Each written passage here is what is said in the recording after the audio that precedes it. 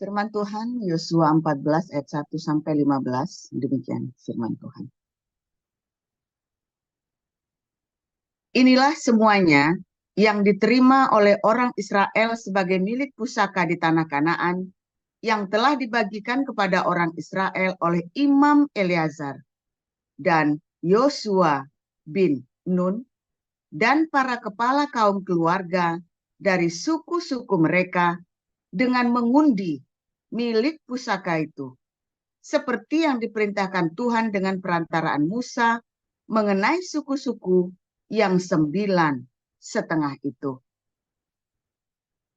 Sebab kepada suku-suku yang 2,5 lagi telah diberikan milik pusaka di seberang sungai Yordan, tetapi kepada orang Lewi tidak diberikannya milik pusaka di tengah-tengah mereka.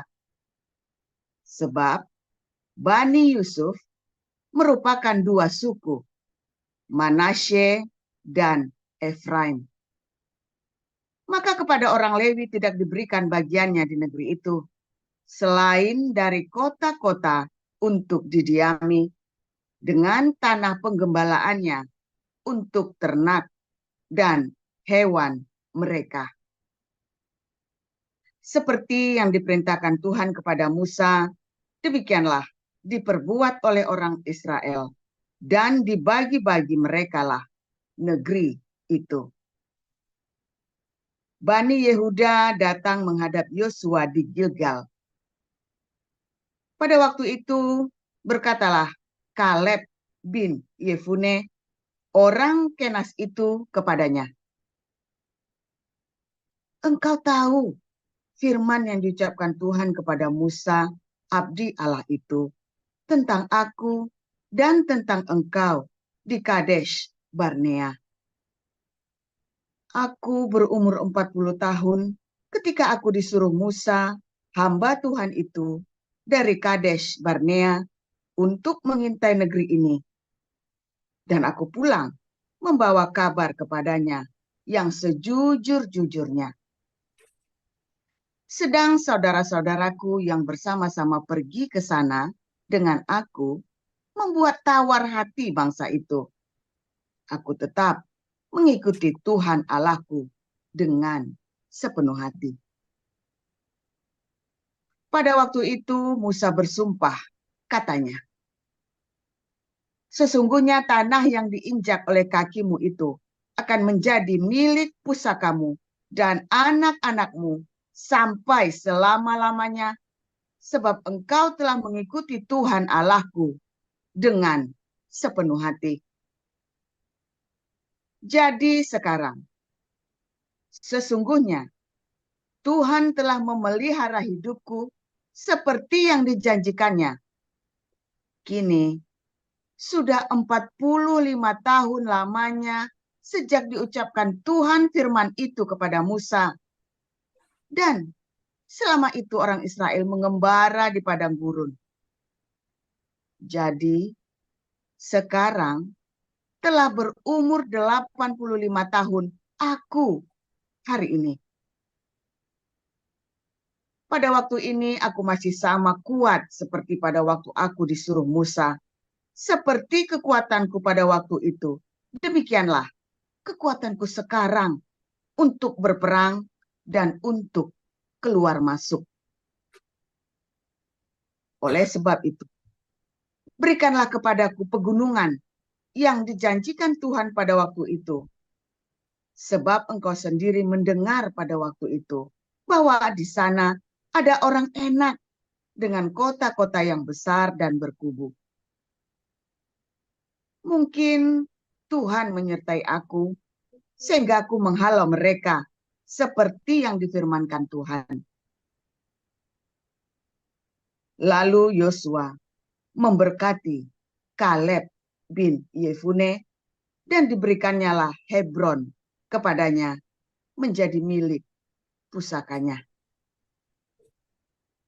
Itulah sebabnya Hebron menjadi milik pusaka Kaleb bin Yefune, orang Kenas itu, sampai sekarang ini, karena ia tetap mengikuti Tuhan Allah Israel dengan sepenuh hati.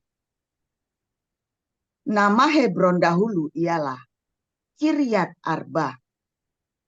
Arba ialah orang yang paling besar di antara orang Enak. Dan amanlah negeri itu berhenti berperang. Demikian. Ya, selanjutnya kita akan membaca Markus 7. Pada suatu kali, rombongan orang Farisi dan beberapa ahli Taurat dari Yerusalem datang menemui Yesus. Mereka melihat bahwa beberapa orang muridnya makan dengan tangan najis, yaitu dengan tangan yang tidak dibasuh. Sebab orang-orang Farisi seperti orang-orang Yahudi lainnya tidak makan kalau tidak melakukan pembasuhan tangan lebih dahulu, karena mereka berpegang pada adat istiadat nenek moyang mereka. Dan kalau pulang dari pasar, mereka juga tidak makan kalau tidak lebih dahulu membersihkan dirinya. Banyak warisan lain lagi yang mereka pegang, umpamanya hal mencuci cawan, kendil, dan perkakas-perkakas tembaga. Karena itu, orang-orang Farisi dan ahli-ahli Taurat itu bertanya kepadanya, "Mengapa murid-muridmu tidak hidup menurut adat istiadat nenek moyang kita, tetapi makan dengan tangan yang najis?" Jawabnya kepada mereka, "Benarlah nubuat Yesaya tentang kamu, hai orang-orang munafik, sebab ada tertulis, bangsa ini memuliakan aku dengan bibirnya, padahal hatinya jauh daripadaku. Percuma mereka beribadah kepadaku, sedangkan ajaran yang mereka ajarkan ialah perintah manusia. Perintah Allah kamu abaikan untuk berpegang pada adat istiadat manusia." Yesus berkata pula kepada mereka, Sungguh pandai kamu mengesampingkan perintah Allah, supaya kamu dapat memelihara adat istiadatmu sendiri. Karena Musa telah berkata, hormatilah ayah dan ibumu, dan siapa yang mengutuk ayahnya atau ibunya harus mati. Tetapi kamu berkata, kalau seorang berkata kepada bapaknya atau ibunya, apa yang ada padaku, yang dapat digunakan untuk pemeliharaanmu, sudah digunakan untuk korban, yaitu persembahan kepada Allah. Maka kamu tidak membiarkannya lagi berbuat sesuatu pun untuk bapaknya atau ibunya. Dengan demikian firman Allah kamu nyatakan tidak berlaku demi adat istiadat yang kamu ikuti itu, dan banyak hal lain seperti itu yang kamu lakukan. Lalu Yesus memanggil lagi orang banyak dan berkata kepada mereka, "Kamu semua dengarlah kepadaku dan camkanlah. Apapun dari luar yang masuk ke dalam seseorang tidak menajiskannya, tetapi apa yang keluar dari seseorang itulah yang menajiskannya. Barang siapa bertelinga untuk mendengar, hendaklah ia mendengar." Sesudah ia masuk ke sebuah rumah untuk menyingkir dari orang banyak, murid-muridnya bertanya kepadanya tentang arti perumpamaan itu. Maka jawabnya, "Apakah kamu juga tidak dapat memahaminya? Tidak tahukah kamu bahwa segala sesuatu dari luar yang masuk ke dalam seseorang tidak dapat menajiskannya? Karena bukan masuk ke dalam hati, tetapi ke dalam perutnya lalu dibuang jamban. Dengan demikian, ia menyatakan semua makanan halal." Katanya lagi, apa yang keluar dari seseorang, itulah yang menajiskannya. Sebab dari dalam hati orang timbul segala pikiran jahat, percabulan, pencurian, pembunuhan, perzinahan, keserakahan, kejahatan, kelicikan, hawa nafsu, iri hati, hujat, kesombongan, kebebalan. Semua hal-hal jahat ini timbul dari dalam dan menajiskan orang. Lalu Yesus berangkat dari situ dan pergi ke daerah Tirus. Ia masuk ke sebuah rumah dan tidak mau bahwa ada orang yang mengetahuinya. Tetapi kedatangannya tidak dapat dirahasiakan. Malah seorang ibu yang anaknya perempuan kerasukan roh jahat segera mendengar tentang dia, lalu datang dan tersungkur di depan kakinya. Perempuan itu seorang Yunani bangsa Siro-Fenisia. Ia memohon kepada Yesus untuk mengusir setan itu dari anaknya. Lalu Yesus berkata kepadanya, Biarlah anak-anak kenyang dahulu, sebab tidak patut mengambil roti yang disediakan bagi anak-anak dan melemparkannya kepada anjing. Tetapi perempuan itu menjawab, benar Tuhan, tetapi anjing yang di bawah meja juga makan remah-remah yang dijatuhkan anak-anak. Maka kata Yesus kepada perempuan itu, karena kata-katamu itu, pergilah sekarang, sebab setan itu sudah keluar dari anakmu. Perempuan itu pulang ke rumahnya, lalu didapatinya anak itu berbaring di tempat tidur, sedang setan itu sudah keluar. Amin. Amin. Terima kasih para lektor, Ibu Nirliana dan Pak Marudi Siregar. Kita akan mendengarkan renungan firman Tuhan yang berjudul Anjing-Anjing Israel oleh Dr. Joseph Paul Jang. Silakan, Pastor Paul. Haleluya, firman Tuhan selalu baru setiap hari. Ketika kita menanti-nantikan Tuhan dengan penuh cinta, dengan penuh pengharapan, dan penuh keyakinan yang teguh. Jangan goyang.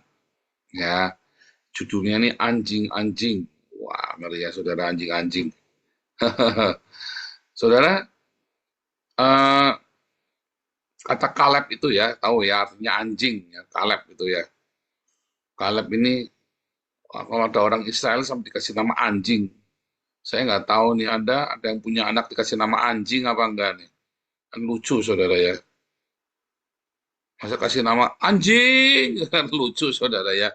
Ada dikasih nama Garuda, dikasih nama apa Elang, ada yang dikasih nama apa saudara ya, yang bagus-bagus ya. Kasih nama anjing, asuh dipanggil, yang enggak lucu saudara ya. Saya punya anjing aja tak kasih nama Jenderal. Ya dulu saya punya itu ya, punya anjing kecil yang punya kos-kosan mayor saudara. Jenderal panggil gitu, yang mayornya tengok saudara. Angkatan laut saudara ya, yang punya kosnya itu anjing saya tak kasih nama Jenderal. Dada aja saudara ya. Tapi kalau kasih nama anjing nggak lucu saudara, masa anak dikasih nama anjing. Ini si Kaleb ini saya nggak tahu orang tuanya mikirnya apa saudara ya. Dan ini ya. Aduh, kasih nama yang apa gitu ya. Anak kasih nama ikan aja aneh ya saudara ya. Masa anak namanya ikan. Ya, tapi kalau namanya Elang, Raja Wali, ya kan, kasih nama, ya kan, apa namanya Garuda, bagus, ya kan, kasih nama Asu, ya kan, kocak saudara ya. Tapi kita nggak masalah namanya. Ya saya nggak tahu kenapa, saya juga nggak tahu juga nggak pernah nanya-nanya kenapa itu anaknya dikasih nama Asu itu ya, si Kaleb itu ya. Ya kalau saya tidak menyarankan Anda kasih nama Asu saudara ya. Ya tapi maknanya lah saudara, kita cerita maknanya ya.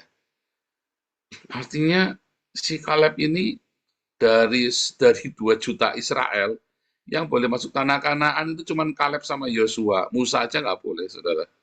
Yang masuk tanah Kanaan cuma Kaleb sama Yosua. Ya, si Kaleb ini begitu setia, dia teman baik ya, sahabat karibnya Yosua ya, kompak dia. Dan dia tetap setia, dia tidak ada ambisi untuk apa namanya, untuk kudeta ya dari Yosua. Karena Musa dah suruh Yosua ya sudah Yosua. Ya dia nggak mikir iri apa gimana ya. Dan yang namanya anjing ini ya si Kaleb ini ya, si Kaleb ini atau si Asu ini saudara ya. Memang dia punya hati yang setia. Saya pernah waktu di sini baptis orang Iran ya saudara ya. Sama si Pastor Fred W. Winkler itu loh ya, Pastor Fred. Pastor Fred ini yang di Jerman ya. Lalu dia lagi membaptis, dia kasih ilustrasi tentang keledai, tentang ini. Terus si orang Iran ini jengkel. Dia bilang, Pak, kami itu bukan binatang loh, Pak. Kalau di dalam kekristenan, saudara, kita mengilustrasikan domba, ya onta, lebih mudah onta masuk lubang jarum daripada orang kaya. Masuk surga, kita cerita domba-domba, kambing-kambing, ya kan? ras anjing, ras babi, itu biasa, saudara. Kalau buat orang Islam itu tidak boleh, saudara, kamu diumpamakan sebagai binatang.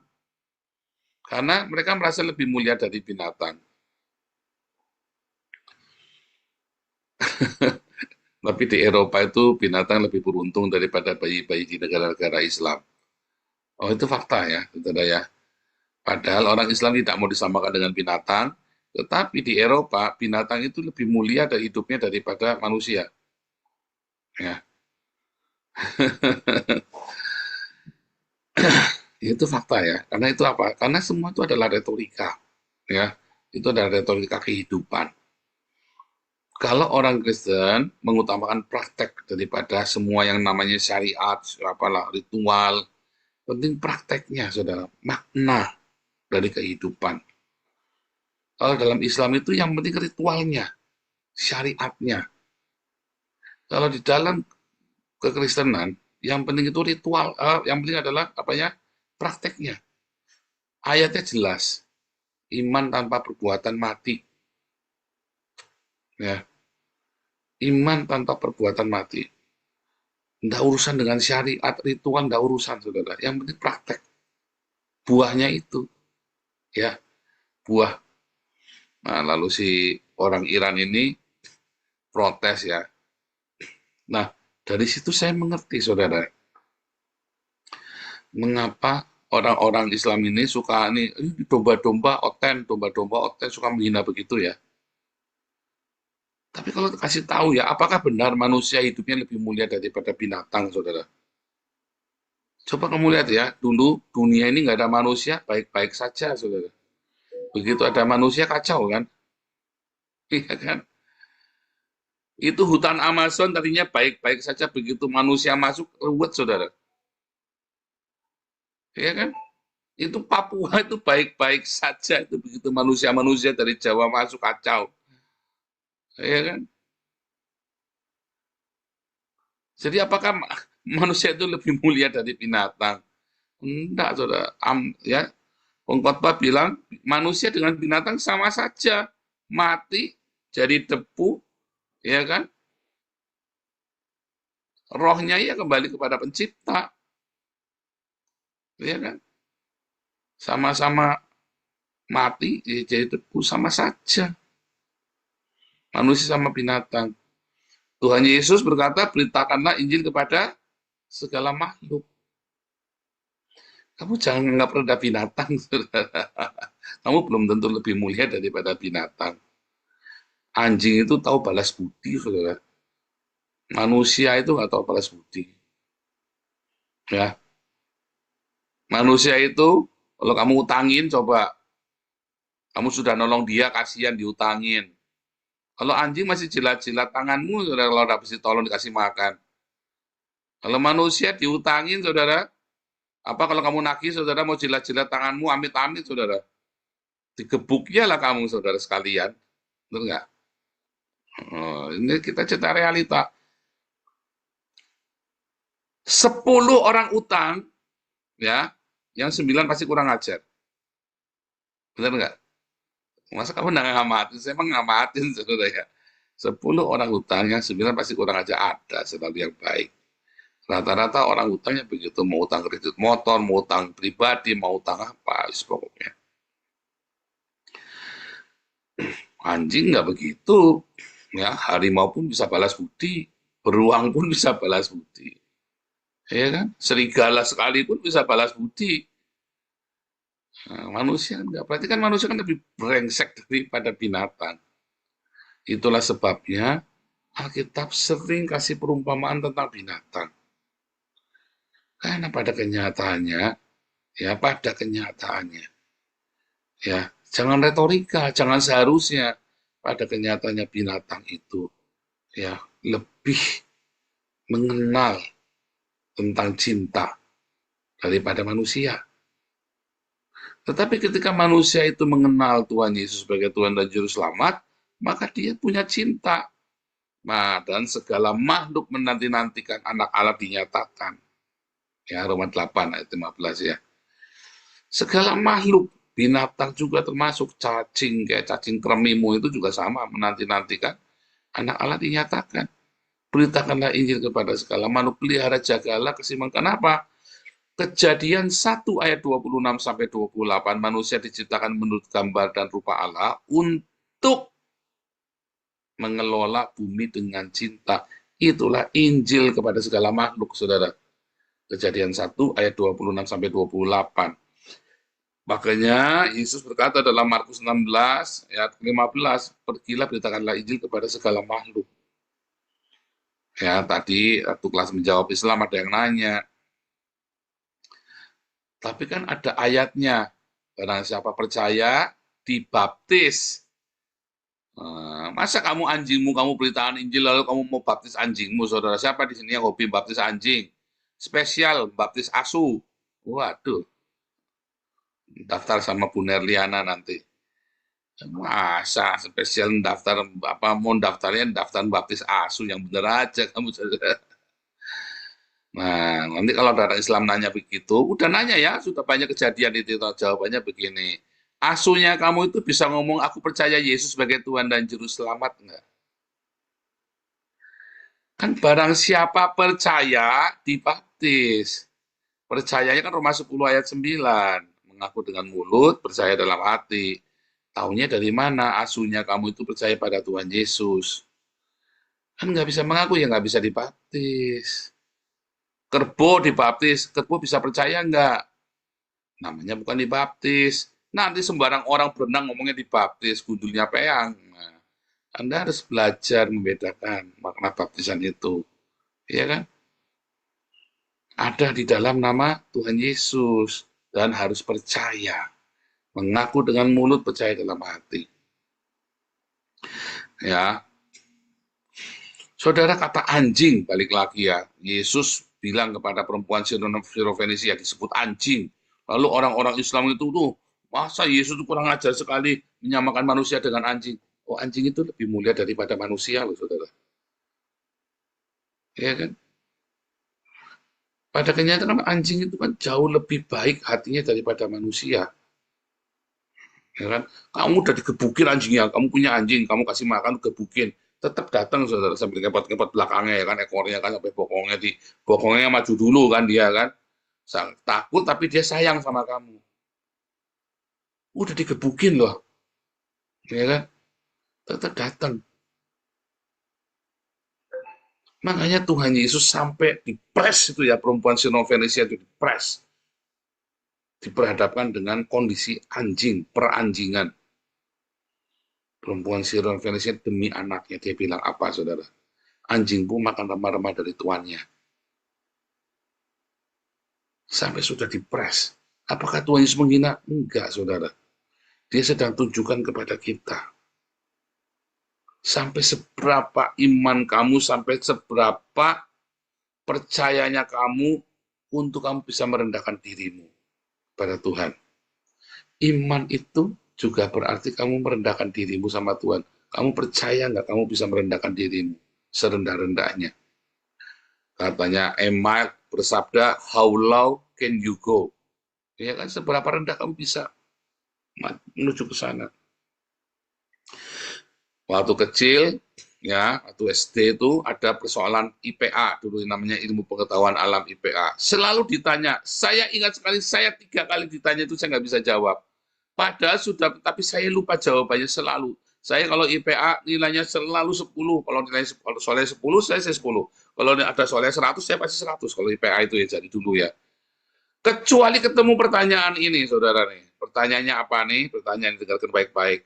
Di tempat datar, air mengalir, titik, titik, titik, titik, titik. Jawabannya apa? Oh, udah kasih tahu. Saya nggak pernah bisa jawab itu loh, saudara. Terus tak jawabnya apa? Salah. Masa di tempat datar air mengalir? Ini tanya goblok ini gurunya ini. Di tempat datar air mengalir, titik, titik, titik, titik. Warna dari air, titik, titik, titik. Warna dari apa? Jernih. Ya kan? Warna pelangi, merah, jingga, kuning, biru. Semua kan dalam satu kata. Ya kan? Ya kan, saudara ya? Air ketika didinginkan menjadi titik-titik es. Air ketika dipanaskan, es ketika dipanaskan menjadi cair. Air ketika dipanaskan menjadi uap. Di tempat datar air mengalir, titik-titik-titik, ya salah. Mana ada di tempat datar air mengalir. Saya bilang salah. 3 kali saya jawabnya selalu bilang salah. Dicoret. Dan saya selalu lupa jawabannya. Ternyata jawabannya di tempat datar air mengalir, 1 kalimat, mencari tempat yang rendah. Kan on ini yang ngasih pertanyaan, saudara ya. Kupluk gurune emang jantenan. Bisa jadi gurunya kupluk, bisa jadi memang karena saya orangnya tidak rendah hati. Saya nggak mau mencari tempat yang rendah, saya inginnya mencari tempat yang tinggi, saudara. Siapa yang mau direndahkan? Ngaku, saudara, bohong kamu. Di tempat datar mana ada kepikir mencari tempat yang rendah, di mana-mana saya selalu mencari tempat yang tinggi. Iya kan, bisa nonton bola, bisa ngintip, bisa apa, ya kan? Mana timbilan terus saya waktu kecil kan. Maunya cari tempat yang tinggi soalnya. Buat ngintip lah, buat nonton bola lah, buat apalah, ya kan? Masa di tempat datar kamu mencari tempat yang rendah? Mana kepikir, saudara. Apalagi orang sombong kayak saya. Nggak mau, nggak sudi, saudara. Nggak serius, saudara ya. Lah kamu mau minta berkat Tuhan di tempat datar air mengalir, kamu bilang salah. Di tempat datar berkat Tuhan mengalir, salah. Benar nggak? Ketika hidupmu flat-flat saja, datar saja, kan ada persoalan kan? Di tempat datar berkat Tuhan mengalir, salah. Nggak mungkin di tempat datar berkat Tuhan mengalir gitu, mau flat-flat saja, enggak ada. Di tempat datar berkat Tuhan mengalir. Jawabannya apa, saudara? Ingat-ingat. Mencari tempat yang rendah. Ingat-ingat, saudara. Kalau kamu belum siap dipanggil asu, kamu belum siap diberkati. Wah, saya ingat tak jadi Islam aja, Pak. Enggak pernah jadi asu. Iya, tapi asu di Eropa lebih beruntung daripada bayi-bayi Islam. Iya kan, bayi Islam kan bingung siapa bapaknya, siapa ibunya kan. Mau digilir. Bayi-bayi di anjing-anjing di Eropa lebih beruntung, saudara. Punya stambum. Anjing aja punya stambum, saudara. Saya yakin Anda juga nggak semuanya punya stambum. Sampai 10 generasi anjing stambumnya, coba. Prince siapa nanti ya, tunjuknya nanti Prince Patrick lah, siapa lah, atau siapa namanya, aduh aneh-aneh namanya, hebat-hebat, adalah cuma asu, saudara ya. Kalau di rumahnya Puros Nababan, tempat Natalan itu. Di sini mau buat Natalan punya stambum, saudara. Anak aja buat Natalan punya stambum. Makanya, saudara ya, kamu belajar di tempat datar berkat Tuhan mengalir, mencari tempat yang rendah. Ya, tapi memang itu beneran. Tuhan ngajari kita tentang binatang-binatang, sebab seringkali binatang itu hidupnya lebih mulia, karakternya, perangainya lebih mulia daripada manusia. Manusia itu ya begitu sudah ketemu centok, dia sudah sukses, kecentok, nyerah. Raja Wali umur 40 tahun, saudara, apa yang dilakukan? Dia pergi ke tempat yang tinggi, paruhnya digebuk-gebukan ya, saudara, digebuk-gebukan ke batu, saudara, sampai berdarah tuh ya, sampai lepas paruhnya, burungnya dikepas-kepasin sampai rontok semuanya, cakarnya itu kukunya tuh caruk-carukin sampai lepas semuanya, kukunya sampai lepas, saudara. Kamu suruh gitu sanggup nggak? Pak Edi nanti ini umur 60 ya, udah mau mati nih, cabutin satu-satu bulunya, bulu ketek semua dicabut-cabutin. Waduh, pakainya itu lah, lilin itu. Waduh, semuanya satu dicabutin semua. Saya mana kebayang Pak Edi berani begitu ya. Raja Wali berani, terus giginya dicabutin satu-satu pakai tang. Waduh, serem. Raja Wali hajar. Mentalnya tuh hebat sekali, saudara.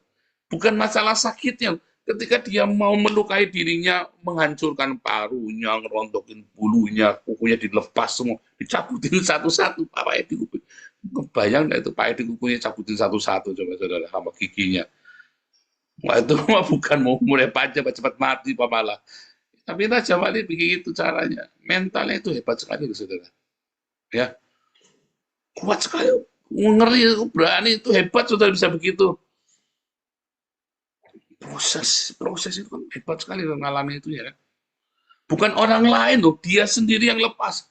Kalau orang lain kan namanya dipaksa, dia sendiri yang garuk-garukin kepalanya itu.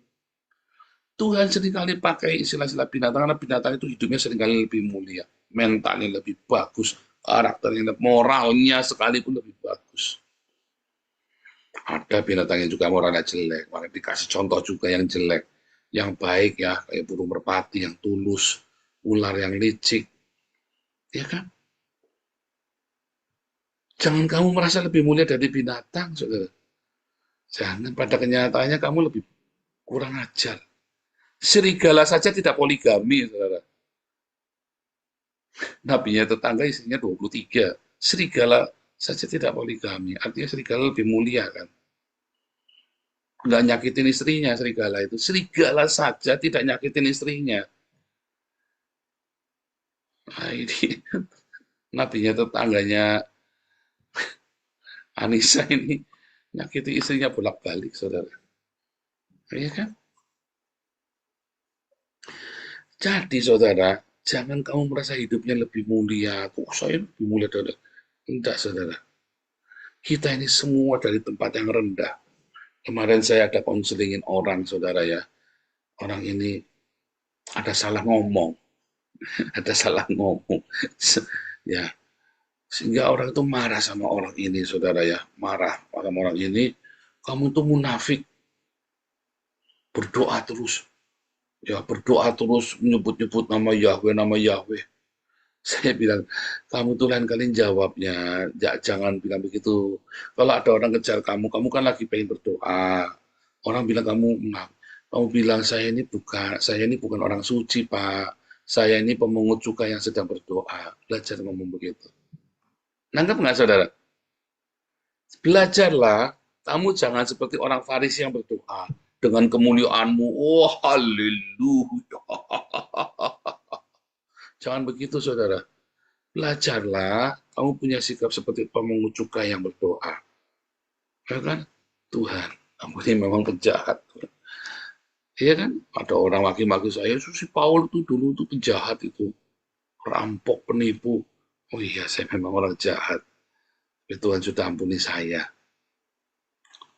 Itu, saudara ya. Wah, siapa bilang begitu? Kurang ngajar. Dia sendiri lonte, wah, segala. Tidak perlu begitu, saudara. Kita ini pemungut cukai yang sedang berdoa. Saya juga punya masalah. Makanya saya tidak suka menghakimi orang. Saya juga orang bermasalah. Bedanya saya bertobat. Itu, saudara ya. Belajarlah kita jadi pemungut cukai yang berdoa. Bukan orang Farisi yang berdoa. Bukan ahli Taurat yang berdoa. Bukan si pendeta yang berdoa. Yesus. Sampai kalau berdoa masih begitu. Aduh, amit-amit di tempat kita jangan. Untung kita berdoa kasih Pak David. Berapa menit Pak David? 3 menit ya. Kalau berdoa berapa menit? Paling lama 3 menit. Untung itu ya. Kalau enggak itu Pak Murji doanya. Yesus. Wah, bisa setengah jam. Dulu ada yang berdoa gitu setengah jam ya, saudara ya. Cuma pembukaan tok, saudara. Mededi. Berdoalah, saudara, dengan kerendahan hati, dengan seperti seorang pemungut cukai yang berdoa, ya, saudara ya. Terakhir, sebelum kamu siap dipanggil anjing, kamu tidak akan diberkati, saudara. Tidak akan ada mujizat, tidak akan ada terobosan. Kamu harus senantiasa, harus senantiasa siap untuk direndahkan oleh orang. Wah, saya direndahkan Tuhan, enggak apa-apa, Pak. Tapi direndahkan orang. Nah, Tuhan cara merendahkan kamu gimana? Coba caranya. Ini kadang-kadang orang beretorika. Saya direndahkan oleh Tuhan, enggak apa-apa, Pak. Tapi kalau direndahkan sama orang, ya jangan sampai, Pak. Kamu nih ya, kamu pernah ngelihat Tuhan, nggak caranya Tuhan merendahkan kamu itu gimana, Dul? Ya kan melalui orang. Kan melalui orang. Nggak mungkin Tuhan itu merendahkan kamu ya melalui orang. Ya kan? Belajar siap direndahkan. Jangan tersinggungan kalau lagi kerja di kantor. Kamu kerja jadi apa, tersinggung dikit keluar, tersinggung dikit keluar. Jangan, belajar, telan. Makanya di dalam komunitas kita, ya, kalau lagi kesenggol dikit, lagi apa dikit diam. Saya acung jempol 4 ini buat Pak Dr. Yuwono ya, saudara. Dr. Yuwono ini memang luar biasa nih. Cocok memang jadi dokter. Bentar lagi jadi pendeta dokter ya. Udah lagi, cocok saudara Dr. Yuwono ini. Rendah hati sekali ya. Udah diamuk-amuk, udah dipisu-pisui sana sini. Yang sana ngencet, yang sini nyeruduk. Yang dari atas nginjek, yang dari bawah nyeruduk. Saya bayangin Dr. Yuwono udah gepeng ini. Tapi sabar, ngomongnya pelan-pelan. Malah dibercandain. Saudara, dalam hati saya, dalam hati mah udah panas ini orang dalam hati saya. Tapi enggak ya, Dr. Yuwono itu memang sabar orangnya, saudara ya. Sampai kapan ya enggak tahu, sabar sampai kapan. Soalnya di tempat kita ini kalau udah sabarnya sudah habis tiba-tiba hilang. Mutung tiba-tiba hilang. Nah itu saudara ya. Terus sampai kadung-kadung, aduh orang-orang bagusnya kita dipilih ya untuk jadi pengurus, begitu udah mutung nggak tantes, putus hilang saudara. Hilang, aduh gawat. Nah, itu ya. Tahan saudara. Ini kamu diberkati ya, kayak Bu Lianti itu loh. Sekarang berkatnya lagi luar biasa Bu Lianti, ngeri. Diproses habis-habisan di tempat kita. Dikeluarkan dari grup berkali-kali. Di tempat kita ya, satu-satunya pengurus yang sering dikeluarkan dari grup itu Bu Lianti. Tapi itu tahan luar biasa. Rendah hati luar, makanya berkatnya luar biasa. Saya lagi-lagi Bu Lianti, lagi-lagi keluar negeri. Ini orang duitnya banyak sekali. Ini ternyata hadiah, saudara ya, tembus terus asuransinya, saudara ya. Agen asuransi terbaik. Ya, itu karena rendah hati, saudara ya. Karena rendah hati. Ya. Itu, saudara ya. Kalau tanpa rendah hati, kamu tidak bisa, percaya saya. Ingat-ingat ya, soalnya ya, di tempat datar, berkat Tuhan mengalir itu salah. Tapi kamu di tempat datar, berkat Tuhan mengalir mencari tempat yang rendah. Ingat-ingat itu, saudara ya. Ya, jangan sampai kamu ya dipanggil anjing asu marah, saudara. Nggak usah. Ya. Iya kan? Yang sering dipeluk-peluk sama cewek cantik juga anjing, saudara. Suruh meluk-meluk Pak Edi mana mau, saudara. Istrinya aja udah bosen kali. Sini peluk-peluk cewek-cewek cantik ya, anjing-anjing ini, saudara ya. Nggak apa-apa. Tapi jangan nanti, Pak Tuhan, kalau saya reinkarnasi sih jadi anjing golden aja. Dari ngakak dewe aku. Us, bocor.